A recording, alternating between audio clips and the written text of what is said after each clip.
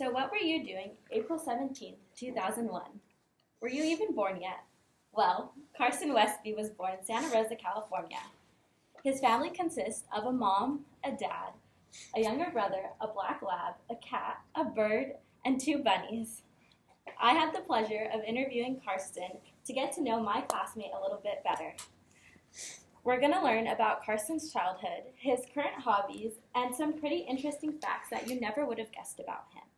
So let me give you the inside scoop on our classmate, Carson Westby. First, let's get an idea of what young Carson was like. I asked him what he liked to do most as a kid. Young Carson loved to stay active. He played lacrosse and baseball, but his favorite sport was soccer. Carson also attended St. Rose Elementary School. He has gone to Catholic school all of his life until Cal Poly. He was also an altar server for his church and took a mission to Mexico. Now that we know a little bit more about younger Carson, we can compare to what Carson is like now. As Carson got older, he gets more interesting. He is still very active and often enjoys the rec center here. He loves nature and often enjoys going to the beach or going for a hike. However, there are things that Carson does not like.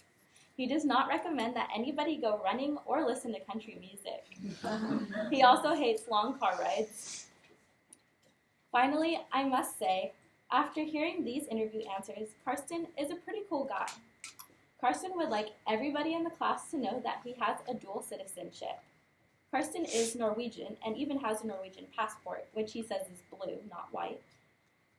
He has been to Norway to visit his family before and even has a Norwegian Christmas, which he will share in his own speech. Carson is also Korean, and he has been to Korea to make kimchi with his grandma. Carson has an awkward bathroom situation he would like to share with all of us. One day when he was going to the bathroom, No, you are not.